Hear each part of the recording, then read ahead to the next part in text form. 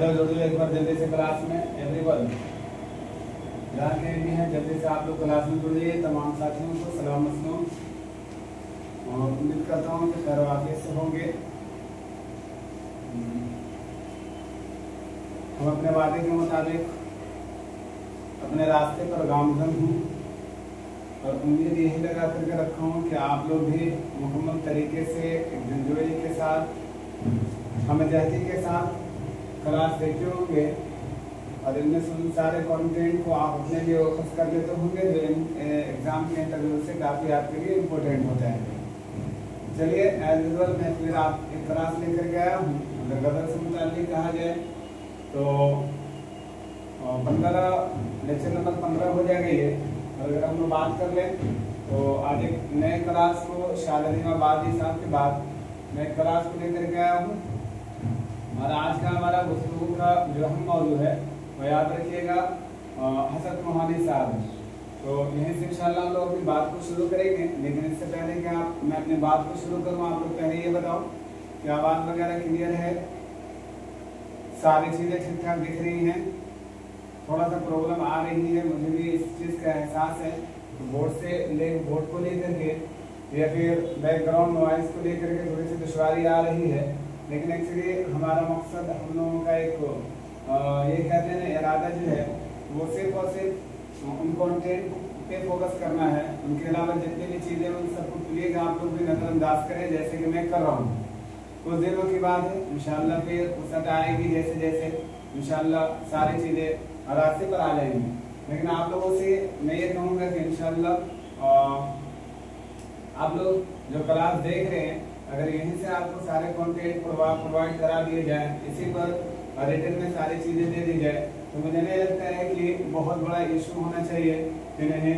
हाँ, रही बात मुझे नुकसान है, इस बात का मुझे एहसास है कि मुझे नुकसान है। शायद कि अगर मैं डिजिटल बोर्ड पे आता स्मार्ट क्लास लेकर के आता तो शायद आज मुझे इस कदर नहीं झेलना होते जितना कि झेल रहा हूँ। लेकिन फिर भी मैं ला तक़नतु रहमतिल्लाह, अल्लाह की रहमत से ना उम्मीद नहीं है इंशाल्लाह। ऐसे पर धीरे धीरे बोलते हैं ना कि बूंद बूंद से ही दरिया भरते हैं, तो इंशाल्लाह होगा। चिंता नहीं कर रहा हूँ उस चीज़ को लेकर के। लेकिन ये उम्मीद करता हूँ मेरा पढ़ाने का जो मकसद है उसमें अगर आप लोग कामयाब हैं 100% अगर आपको रिजल्ट मिल रहा तो ये हमारे लिए बहुत बड़ी चीज़ है। इट डजंट मैटर कि मुझे क्या नुकसान हो रहा, मुझे क्या फ़ायदा हो रहा, इनको आप नज़रअंदाज कीजिए। और जितने साथी खुसूसन नए साथी जो जुड़े होंगे उनसे मैं रिक्वेस्ट करूंगा एक बार प्लीज़ कि आप लोग अगर मेरे वीडियो को वॉच करते हैं तो ज़्यादा से ज़्यादा लोगों में शेयर कीजिएगा, ज़्यादा से ज़्यादा लोगों तक पहुंचाइएगा और वीडियो को ज़्यादा से ज़्यादा लाइक भी कर दीजिएगा। और अगर नए साथी हैं तो आप चैनल को सब्सक्राइब करना भी ना भूलिएगा। ये आपकी जिम्मेदारी है, सबसे पहला जिम्मेदारी आपका यही है। जैसे कि हर क्लास का एक पहले रूल और रेगुलेशन होता है, एक फॉर्मेट की शक्ल में सारी चीज़ें होती हैं, वैसे ही आपकी ये जिम्मेदारी है। आप अपनी जिम्मेदारी को बखूबी निभाइए, इंशाल्लाह यहाँ से सारी चीज़ें आप लोगों को क्लियर करा दी जाएंगी। तो चलिए, इससे पहले मैं उम्मीद करता हूँ कि शादी वादी साहब का जो क्लास था या गदर से मुताल्लिक जितने भी इससे पहले वाला अगर वीडियो आप ना देखे हैं तो आपसे मैं गुजारिश करूँगा कि एक बार ज़रूर देख लीजिएगा। बहुत इंपॉर्टेंट और उसके अंदर कई सारे क्वेश्चन पे हमने डिस्कस किया है। आखिर में क्लास के आखिर में तो कई सारे ऐसे क्वेश्चन मैं लेकर के आया हूँ जहाँ से आपकी प्रैक्टिस बहुत अच्छी हो जाएगी। और इंशाल्लाह आज भी क्लास के आखिर में 2-4-10 क्वेश्चन गदर से मुताल्लिक ज़रूर फॉर्म करेंगे। आप लोग आखिर तक के बने रहिएगा जितने भी साथी हैं। और मेरा वीडियो अपलोड करने का टाइम मैंने कई बार बताया आप लोगों को वीडियो के जरिए कि हमारा वीडियो अपलोड करने का टाइमिंग जो है हमारा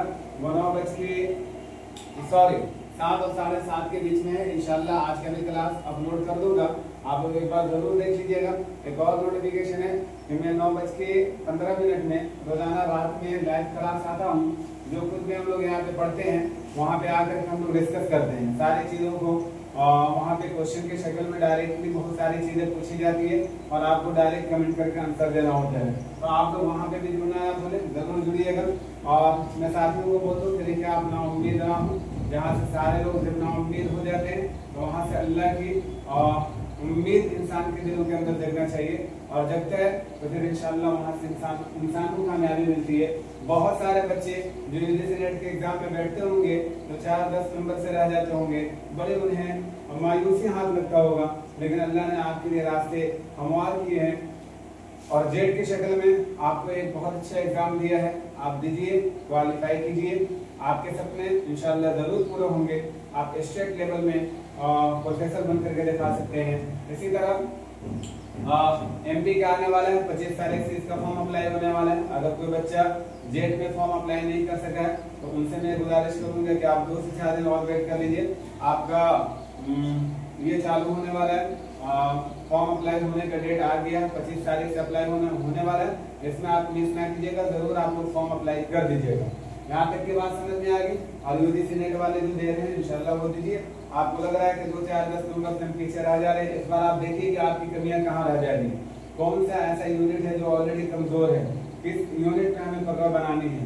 देखिए आपका अपना सब्जेक्ट बहुत स्ट्रॉन्ग होना चाहिए।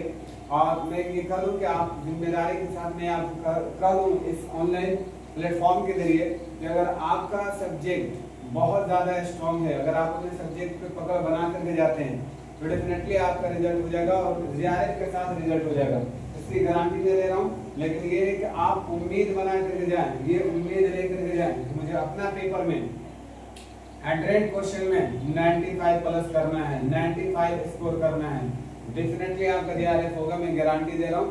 बस शर्त है कि आप इस लगन के साथ, इस मेहनत के साथ अपनी तैयारी को तसलसल में रखिए कि इंशाल्लाह 95 प्लस करेंगे। हमारा स्कोर 95 प्लस जाने वाला है। 90 नहीं, ध्यान में रखिएगा, 90 नहीं। मैं तो ये कह रहा हूँ कि आप 100 का उम्मीद लगा करके जाइए, उम्मीद नहीं लगा करके जाइए बल्कि मेहनत करके जाइए। इस तरह मेहनत कीजिए कि आपको ये कहना है कि 100 में 100 करेंगे अपना पेपर में।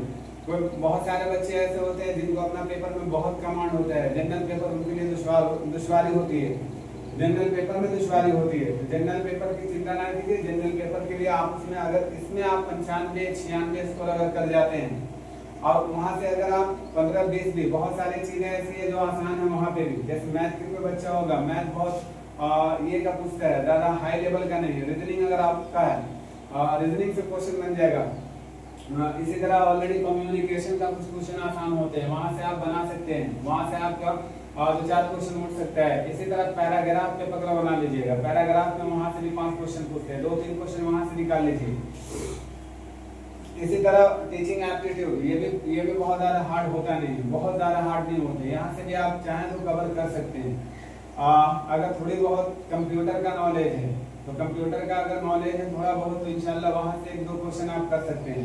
मतलब मिला जुला करके 20-22 क्वेश्चन अगर आप वहां से कर जाते हैं, 15 अगर क्रॉस कर जाते हैं और आपका पेपर में 95 क्रॉस कर जाता है तो फिर जीआरएफ आपकी मुट्ठी में है। इसकी गारंटी आप लेकर के जाएंगे। इस चैनल पे मैं बोल करके जा रहा हूँ और देखिए गारंटी दे रहा हूँ कि 95 अगर यहाँ से स्कोर कर जाते हैं और किसी तरह से 15 का टारगेट अगर पार कर जाते हैं आप जनरल पेपर में तो डेफिनेटली आपका रिजल्ट हो जाएगा और वो भी विद जीआरएफ होगा, ये याद रखिएगा। चलिए आज का हम लोग क्लास देखते हैं, शुरू करते हैं आज का क्लास और इंशाल्लाह लास्ट तक के बने रहिएगा।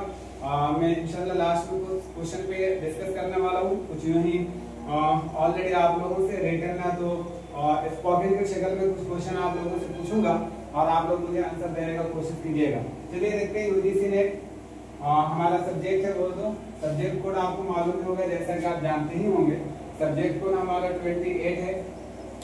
और ये एग्जाम याद रखिएगा यूजीसी नेट के लिए ही नहीं बल्कि RPSC Rajasthan public service commission की तरफ से जो असिस्टेंट प्रोफेसर की बहाली आई है उसके लिए, जेपीएससी वाले जेट एलिजिबिलिटी टेस्ट वाले, झारखंड एलिजिबिलिटी टेस्ट वाले और इसी तरह एमपी वाले, मध्य प्रदेश का जो टेट आया है उसके लिए, इसी तरह बिहार में आने वाला है बेट बिहार एलिजिबिलिटी टेस्ट। इन सारे लोगों के लिए ये क्लास बहुत ही फ्रूटफुल होंगे, बहुत ही ज्यादा कारगर साबित होंगे और उन तमाम साथियों के लिए भी जो टीआरई 4 का एम बनाए बैठे हैं या फिर स्टेट तो शायद हो गया अभी ना, स्टेट हो गया, टीआरई 4 की तैयारी कर रहे हैं उनके लिए ये सारे के सारे इंपॉर्टेंट पॉइंट आपके सामने जो हम डिस्कस करने जा रहे हैं। यूजीसी नेट सब्जेक्ट हमारा उर्दू है, मजमून उर्दू है। आज हम लोग एक ऐसी शख्सियत के बारे में बात करने जा रहे हैं जिनकी जिंदगी गजल की दुनिया में बहुत ज्यादा एक अलग तरीके का नाम पहचान रखती है, जिनका नाम है हजरत मोहानी। हजरत मोहानी साहब के बारे में हम लोग बात करने वाले। इनको इमामुल मुतवज्जिलीन का खिताब भी दिया गया है। इनकी अगर हम लोग नाम की बात कर लें तो बहुत इंपॉर्टेंट है, very very very very important point यहाँ से याद रखिएगा। इनका नाम सैयद फजलुल हसन था, सैयद फजलुल हसन हजरत मोहानी। हजरत मोहानी सैयद फजलुल हसन, सैयद फजलुल हसन हजरत मोहानी का असल नाम था, ये याद रखिएगा, हजरत मोहानी सैयद फजलुल हसन। इनके अगर हम लोग पैदाइश की बात कर ले तो सन 1880 और 1880 नहीं बल्कि याद रखिएगा 1880 या फिर 81 की भी बात है, 81, 1880 और 81 के बीच में कस्बे मोहान में ये पैदा होते हैं। कस्बे मोहान के एक इलाके में, एक गांव में ये पैदा होते हैं।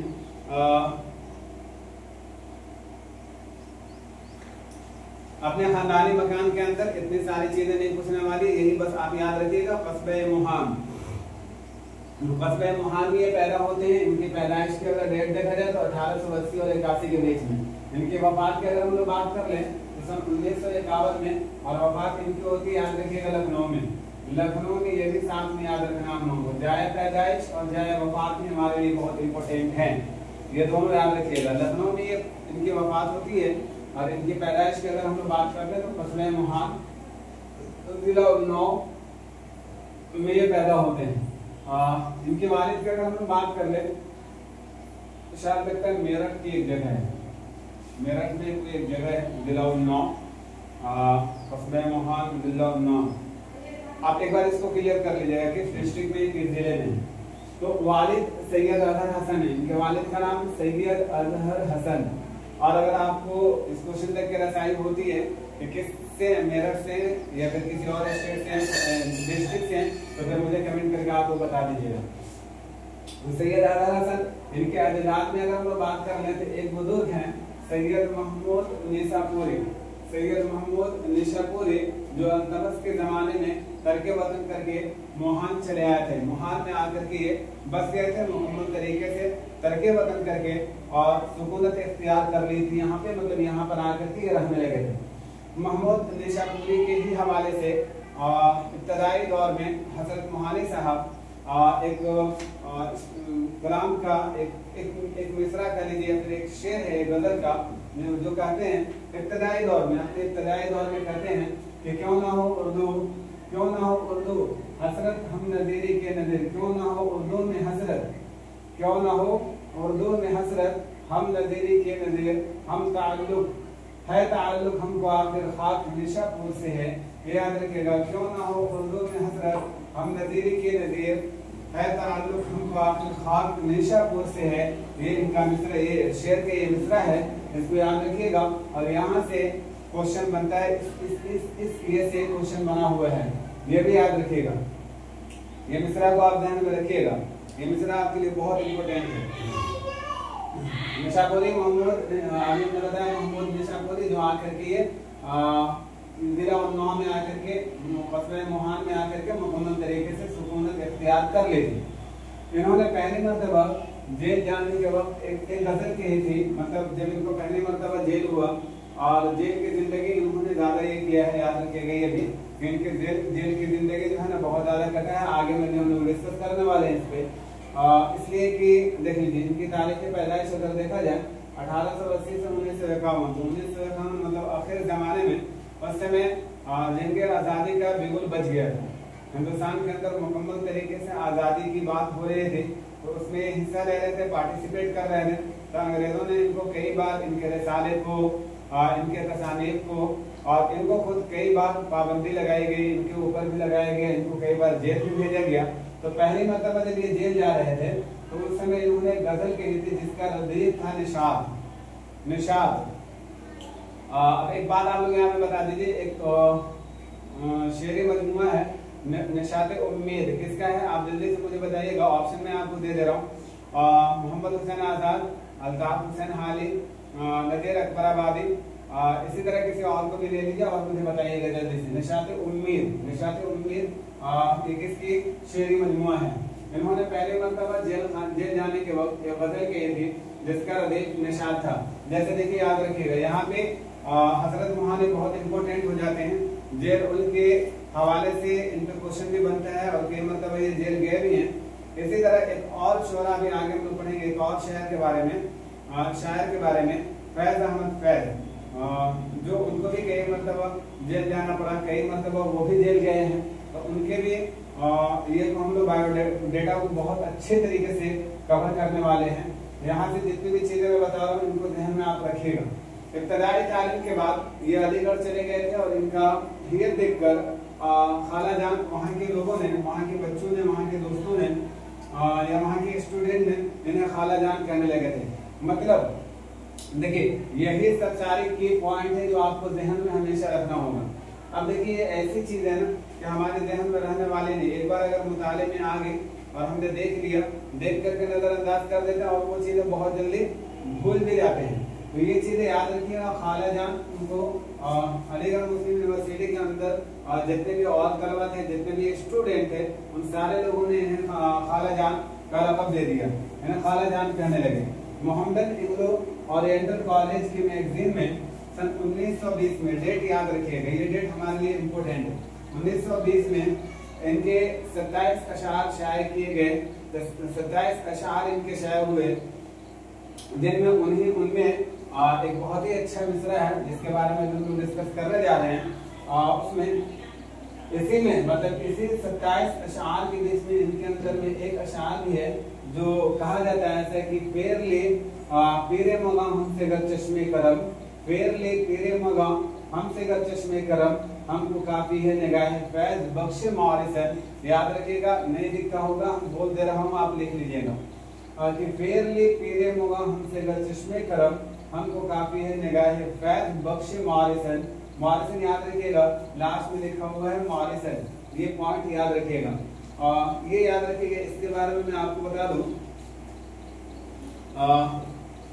यहाँ पे इस शेर में पीरे मोगान से मुराद याद रखिएगा सर सैयद अहमद खान को इन्होंने खिताब किया है, मतलब मुखातब किया है। सर सैयद अहमद खान को इन्होंने मुखातब किया है किस चीज से?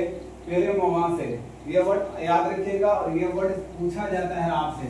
सबसे पहले बात है पीरे मोगा, एक बात याद रखिएगा, इनके क्वेश्चन तक रसाई करने के लिए आप एक चीज को याद रखिएगा, fort William college Mohammedan Anglo oriental college को आप ध्यान में रखिएगा। यहाँ से अगर कोई क्वेश्चन बनता है, जैसे इनकी इब्तदाई दौर की तालीम कंप्लीट हो जाने के बाद अभी ये बेसिक तौर पे बहुत कमजोर थे, फाइनेंशियल स्थिति सही नहीं थी, तो इनको ऐसी जगह जाना था जहाँ से इनकी तालीम परवान चढ़े, लेकिन इनको वहाँ पे कुछ मुआवजा भी मिले, वहाँ पे कुछ इनको स्कॉलरशिप भी मिले जिससे अपनी पढ़ाई को वो मुसलसल रख सकें। तो इसके लिए इन्होंने ताल्लुक जोड़ा था, ये गए थे मोहम्मदन ओरिएंटल कॉलेज के अंदर, जहाँ से इनको स्कॉलरशिप की शक्ल में कुछ पैसे भी दिए जाते थे जिनसे रोजमर्रा की जिंदगी कट रही थी।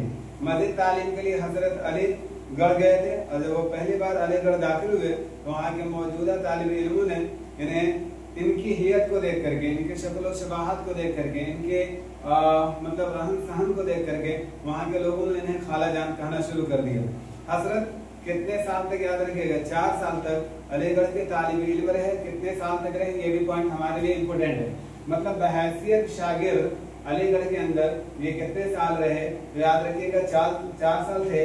बीएड की डिग्री हासिल की और खाला जान से मौलाना हजरत मोहानी का खिताब ले लिया इन्होंने और बन गए मौलाना हजरत मोहानी।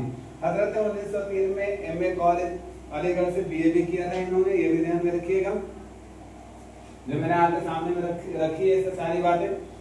अलीगढ़ में हजरत का नाम 3 बार मकामी सियासत में हिस्सा लेने की वजह से प्रिंसिपल ने इन्हें पर्दे स्याह में दर्ज कर दिया था। पर्दे स्याह का मतलब क्या होता है, आप कमेंट करके आपका आंसर का मैं ख्वाह हूँ कि आप लोग आंसर मुझे जरूर देंगे कि पर्दे स्याह का मतलब क्या होता है। अलीगढ़ में हजरत का नाम 3 मरतबा मकामी सियासत में हिस्सा लेने की वजह से वहाँ के जो प्रिंसिपल थे उन्होंने इन्हें पर्दे स्याह में दर्ज कर दिया था। फेयरली पीरे मोगा हमसे गर चश्मे करम, हमको है काफी निगाह फैज बख्श मारिसन, तो यहाँ पे मैंने आपको बता दिया पीर मुगान से कौन मुराद है, सर सैयद अहमद खान, ये भी याद रखिएगा। इस शेर में पीर मुगान से मुराद सर सैयद अहमद खान है। मैं तो समझा था क़यामत आ गई, खैर फिर साहब सलामत हो गई, ये हजरत की पहली गजल है जिन्होंने अपने उम्र की 12वीं या 13वीं साल की उम्र में इन्होंने लिखी थी। मतलब इन्होंने 12-13 साल की उम्र में शेरी सफर शुरू कर दिया था। और इनका जो गजल का पहला जिक्र था जो इन्होंने इब्तदाई दौर में कही थी, वो यही कहे थे कि मैं तो समझा था क़यामत आ गई, खैर फिर साहब सलामत हो गई, ये हजरत की पहली गजल है। बोले कोई यार से बावस्फे ज़ौम निखते बादे सबा मिलते नहीं, ये हजरत की आखिरी गजल है जो इन्होंने 20 नवंबर सन 1950 को लिखे थे। इनका आखिरी गजल का आखिरी शेर और गजल का इब्तदाई शेर, ये दोनों हम लोगों को याद रखना है, ताकि यहाँ से भी अगर पूछ ले कि सन 1950 में 51 में इंतकाल करने से पहले इनके गजल का आखिरी जो शेर था वो क्या था, तो ये याद रखिएगा। बोले कोई यार से वापस फिरदोम निखते बादे सबा मिलती नहीं, ये इनका आखिरी मिसरा है। ये हजरत की आखिरी गजल है जो उन्होंने 20 नवंबर सन 1950 को लिखी थी। इनका सफर की अगर हम लोग बात कर ले, ये बात याद रखिएगा, अगर इनकी सफर की हम लोग बात कर ले तो ये 2 मरतबा लंदन का सफर किया था। कहाँ का, अभी आपसे पूछा जा सकता है, it can be asked in exams में क्वेश्चन आपसे पूछे जा सकते हैं कि हजरत मोहानी ने लंदन का सफर कितनी मरतबा किया। ये क्वेश्चन पूछा जा सकता है कि हजरत मोहानी ने 2 मरतबा जो सफर किया था, विदेशी सफर जो था उनका, वो कहाँ का था, लंदन, इंग्लैंड, जापान, जर्मनी, इस तरह आपको ऑप्शन दे सकते हैं। तो इन्होंने लंदन का सफर किया था, ये भी याद रखिएगा। नियाज फतेहपुरी बहुत इंपॉर्टेंट है, इनके बारे में भी हम लोग आगे पढ़ने वाले। नियाज फतेहपुरी से इनको बचपन से ही दोस्ती थी, बचपन से ही इनकी दोस्ती थी। और के नक्काद ने हाँ, आज का अगर क्लास का हम लोग वीवीआई मान लें तो इसको एकदम मान सकते हैं हम लोग, और इसको एकदम ध्यान में रखोगे भाई, चाहे कुछ भी हो जाए। कई नक्कादों ने, कई नाक़दीन का ये मानना है या कई नाक़दीन का ये कहना है कि निशात सानिया का सेहरा इनके सर बांधा जा सकता है। मतलब निशात सानिया का सेहरा अगर किसी शायर को बांधा जाए तो हजरत मोहानी साहब हैं, जिन्हें इमामुल मुतवज़्ज़िलीन कहा गया है, इमामुल मुतवज़्ज़िलीन कहा गया है, ये भी याद रखिएगा। अगर हम लोग बात करें इनकी शायरी को उस्ताद तो तस्लीम देहलवी थे, तस्लीम देहलवी थे इनकी शायरी को उस्ताद तस्लीम देहलवी थे, और असगर गोंडवी साहब से भी इनका दोस्ताना चश्मक रही थी।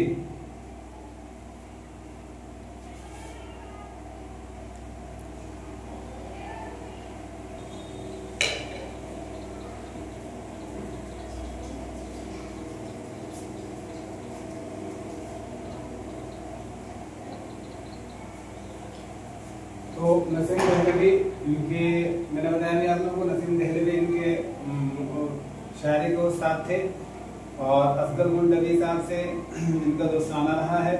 और असगर गोंडवी साहब से इस तरह से खाली मुआशराना चश्म भी रही थी इनकी। तो नसीम देहलवी याद रखिए, यहाँ पे एक पॉइंट ले लीजिए कि नसीम देहलवी जो थे ना, ये शागिर्द थे मोमिन साहब के, और हजरत इस सिलसिले तिलमीज़ पर बड़ा नाज कर रहे थे, मतलब उनको बड़ा नाज था इस चीज़ को लेकर के कि तस्लीम के उस्ताद मोमिन, और उनके वो ऐसे करके, मतलब हम ऐसे लोगों से जुड़े हुए हैं जो बड़ा मुअज़्ज़ज़ रहे अपने ज़माने के, अपने दौर का। इस वजह से इनको बड़ा इस चीज़ पर नाज था, अपने उस्तादों पर बड़ा नाज था इनको, मतलब अपनी शागिर्दी कि ऐसी शागिर्दी मैंने अख्तियार की जिनकी शोहरा बड़े बड़े और बड़े नाम और बड़े शोहरत वाले थे, इसीलिए इनको बड़ा नाज था इन सारी चीजों पर। ठीक है, आगे का देखते हैं कुछ पॉइंट और भी। देखिए अगर इनकी बात कर रहे हैं हम लोग तो देखिए जेल का सफर इनका रहा 3 मरतबा, तकरीबन 3 मरतबा ये जेल गए अपनी जिंदगी में, और 3 मरतबा जो जेल गए उनके बारे में थोड़ी सी हम लोग डिस्कस करने वाले हैं डिटेल से कि कैसे कैसे इनको 3 मरतबा जेल भेजा गया, कौन कौन सा कारण रहा इनका। जहाँ तक कि मैंने आप लोगों को एक्सप्लेन किया, वहाँ तक की कोई दुश्वारी, कोई प्रॉब्लम तो आप एक बार मुझे कमेंट करके बता दीजिएगा। अदरवाइज आगे का कुछ कंटेंट, आगे का कुछ और ये देखते हैं हम लोग। 1916 में जब कांग्रेस लीग का समझौता हुआ तो उस समय हजरत मोहानी साहब को मुस्लिम लीग के सदर मुंतखब किए गए। ये याद रखिएगा, हजरत मोहानी साहब को मुस्लिम लीग के सदर मुंतखब किया गया। कब किया गया? सन 1916 में, जब कांग्रेस लीग का समझौता हुआ था। ये याद रखिएगा कि कब हुआ था, कब मुस्लिम लीग के सदर मुंतखब हुए थे? 1916 में। कांग्रेस लीग का समझौता कब हुआ था? 1916 में। ये दो पॉइंट हम लोगों को याद रखना है ध्यान में। इनके बारे में हम लोग डिटेल से समझने वाले हैं कि जेल का सफर इनका जो 3 मरतबा का रहा, ये कैसे कैसे रहा। इसको जरा हम लोग एक बार ये करके देखते हैं। तो पहली मरतबा की अगर हम लोग बात कर लें तो 23 जून सन 1908 में 2 साल के लिए जेल जाते हैं। 2 साल के लिए इनको जेल भेजा जाता है और मजीद 500 रुपया भी इनके ऊपर जुर्माना आयद किया जाता है। अच्छा, यहाँ पे मैं आप लोगों से एक क्वेश्चन कर लेता हूँ चलते चलाते, आप लोग मुझे आंसर दे देंगे। गालिब भी 2 मरतबा जेल गए थे। गालिब को पहली मरतबा जो जेल की सजा हुई थी कितने महीने का और कितना रुपया उनके ऊपर जुर्माना हुआ था। दूसरी मरतबा जो जेल गए थे वो कितने महीने के लिए और कितना रुपया उन पर जुर्माना हुआ था। और ये बता दीजिए किस जुर्म उनके ऊपर आयद किया गया था और जेल भेजा गया था। आप कमेंट करके जल्दी बताएंगे प्लीज।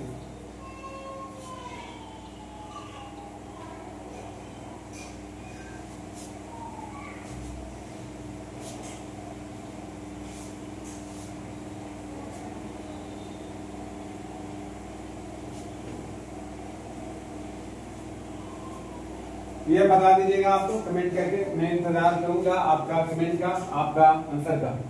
तो 500 रुपया। और प्रॉब्लम ये था इनके साथ कि भैया मैदान में तो उतर गए, बागियाना मिजाज रख लिए, सारी चीजें अंग्रेजों के खिलाफ जज्बाती तकारीर वगैरह, जज्बाती रिसाले वगैरह शायद तो कर दिए, लेकिन इनके पास लड़ने के लिए हथियार नहीं था। हथियार खाली इट मींस इनके पास मतलब फाइनेंशियल स्थिति इनका सही नहीं था, कंडीशन सही नहीं था।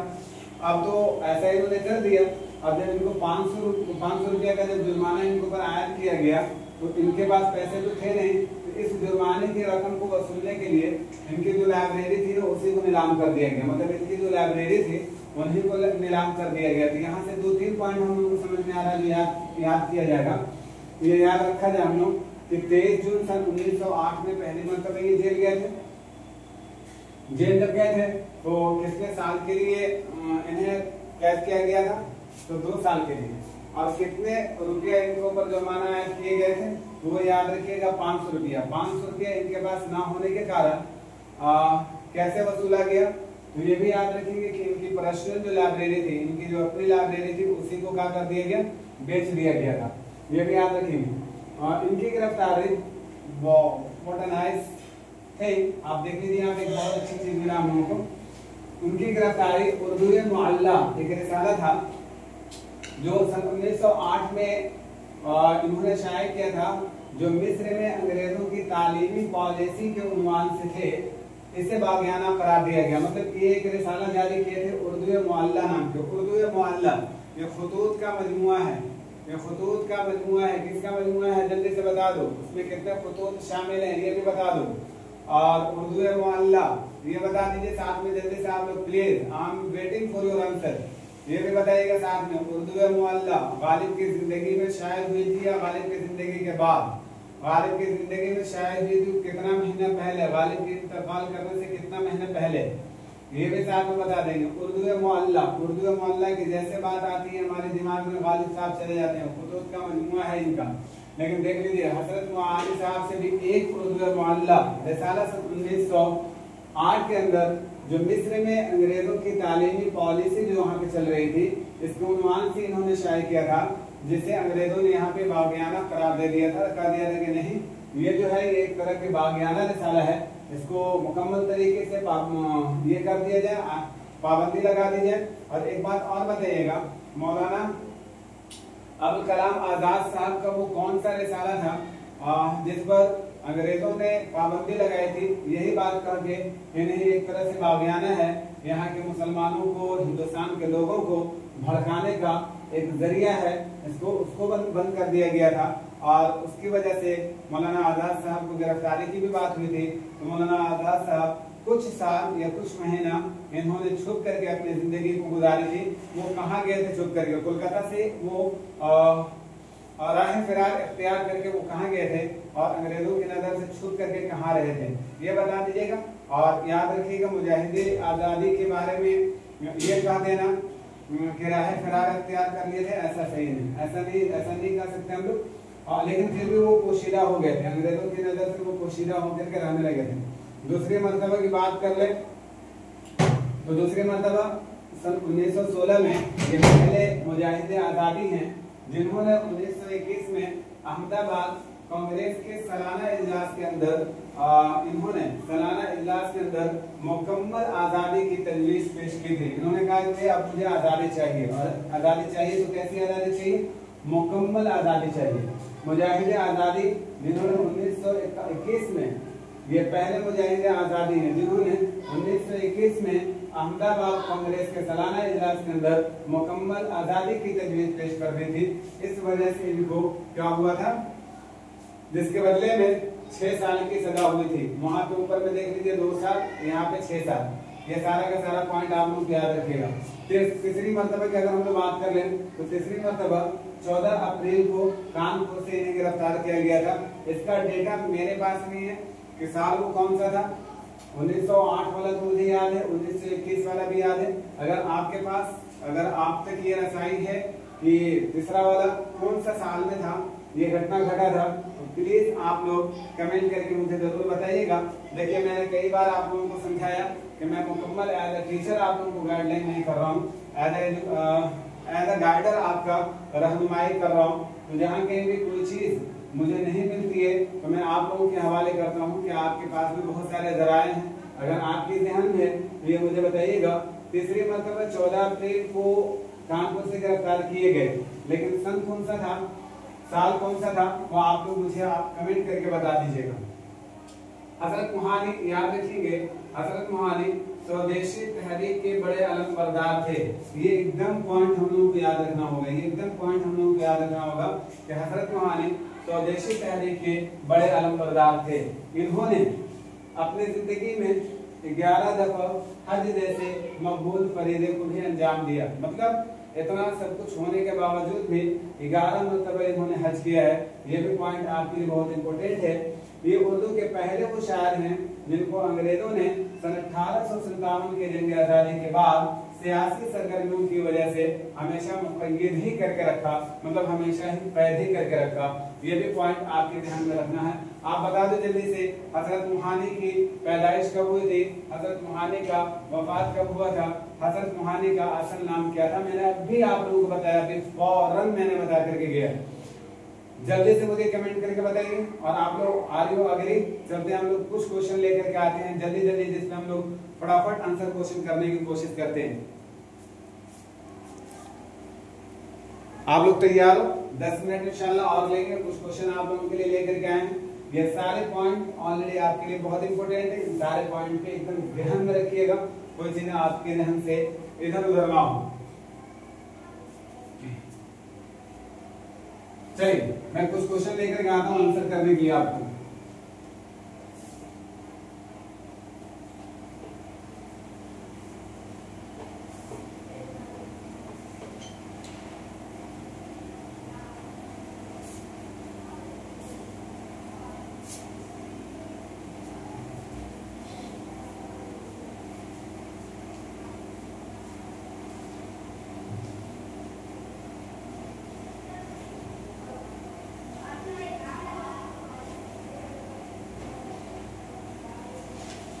मोमिन के कलाम में किस चीज की खुसूसियत पाई जाती है? जल्दी जल्दी लिख लीजिएगा। लिख भी सकता हूँ, लिख देता हूँ, थोड़ा सा वेट कर लीजिए, थोड़ा सा बोर्ड को ये हो जाने दीजिए। आप जल्दी से बताइए, मोमिन के कलाम में कौन सी चीज ज्यादा पाई जाती है? मोमिन के कलाम में क्या चीजें ज्यादा पाई जाती है, ये आप बता दीजिएगा, जल्दी से बता दीजिएगा। जैसा कि मोमिन ने अपने एक माशूका के ऊपर इन्होंने मसनवी लिखी थी, उस मसनवी का नाम क्या था? कमेंट करके मुझे जल्दी जल्दी आप लोग बताएंगे। जितना जल्दी आप क्वेश्चन का आंसर देंगे उतना ही क्वेश्चन इंशाल्लाह हम लोग कवर करने वाले हैं। जल्दी से बता दीजिए। इनके घराना नाम अगर हम लोग बात कर ले तो मोमिन साहब का घराना नाम मतलब घर का नाम क्या था? मोमिन को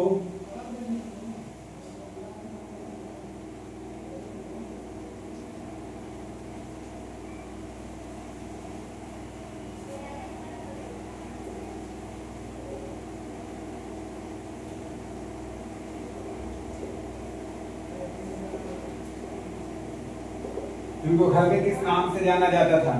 मोमिन तो इनको सादे मोहतरम ने नाम दे रखा था, आपको मालूम ही होगा। मैंने बताया था आप लोगों को मोमिन सनात के अंदर, सनात गली के अंदर, मोमिन सनात गली के अंदर किस चीज से पहचाने जाते हैं? मोमिन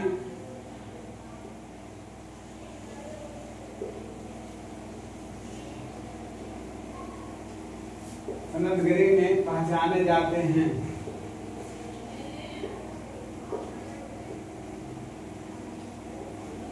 पहचाने जाते हैं। जल्दी से बताइएगा प्लीज, आप लोग आंसर करने का कोशिश कीजिएगा।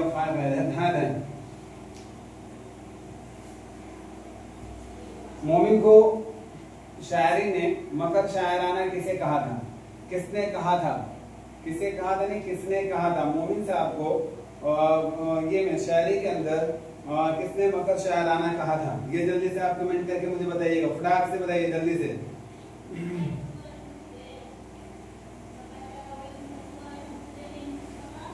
मोमिन मजीद शायरी के अलावा और किन किन चीजों में महारत हासिल रखते थे? और किन किन चीजों में महारत रखते थे? जल्दी से बताइएगा। मोमिन शायरी के अलावा, मोमिन शायरी के अलावा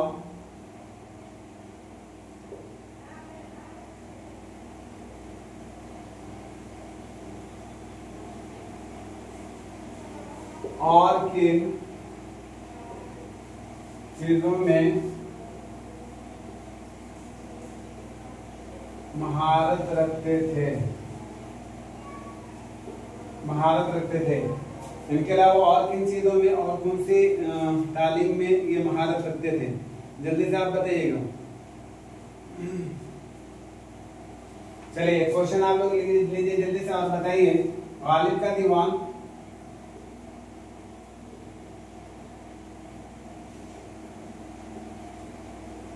इनकी जिंदगी में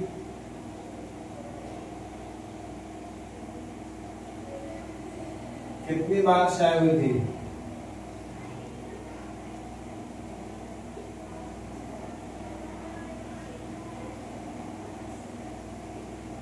कितनी दफा शाये हुआ? जल्दी से बताएं कमेंट करके, कितनी बार शाये हुआ?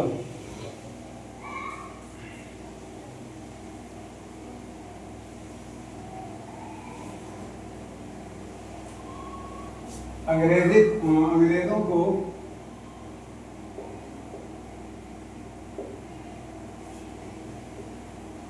उर्दू सिखाने के लिए इन्होंने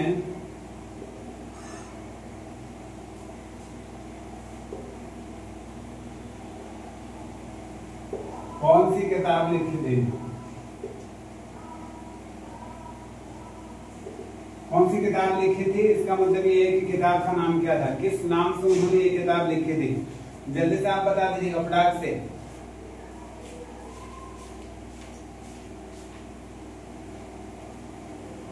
चलिए जल्दी से आप बता दीजिए।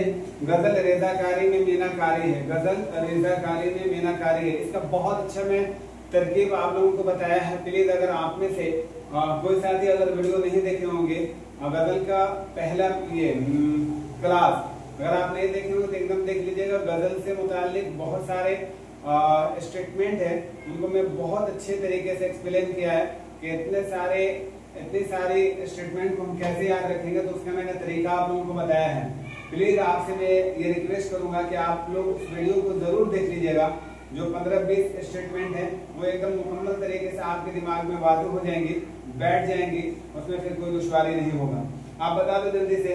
गजल को मैं फन नहीं उर्दू शायरी का आप लोग समझता हूँ। गजल को मैं फन नहीं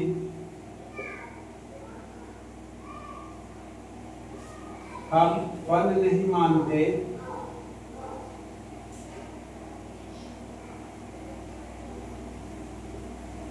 फन नहीं मानते, गजल को हम फन नहीं मानते, बल्कि क्या मानते हैं, उर्दू शायरी का आबरू समझते हैं, उर्दू शायरी की आबरू समझते हैं।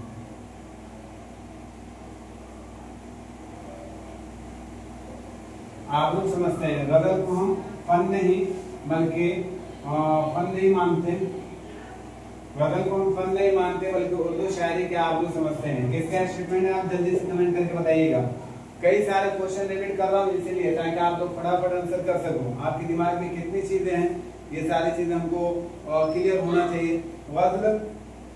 गजल जो है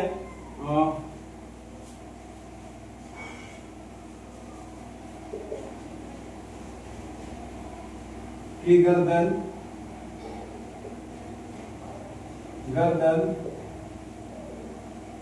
बेतकल्लुफ मार देनी चाहिए। गजल की गर्दन में तकल्लुफ मार देनी चाहिए, एकदम खत्म कर देना चाहिए इसे। ये बड़ा काफिर सिंफ सुखन है। गजल जो है यह एक बड़ी काफिर सिंफ सुखन है। गजल एक बड़ी काफिर सिंफ सुखन है। ये सारे स्टेटमेंट जो मैंने आपके सामने में रखा है, इनका आंसर मुझे एकदम चाहिए। आप लोग एकदम चाहे कुछ भी हो जाए, आप लोगों को बताना है। और गजल के इस्लाह तमाम असनाफ सुखन में सबसे ज्यादा अहम और जरूरी है। मतलब गजल की इस्लाह तमाम असनाफ सुखन में सबसे ज्यादा अहम और जरूरी है। बताइए जल्दी से किसका स्टेटमेंट है। गजल की इस्लाह तमाम असनाफ सुखन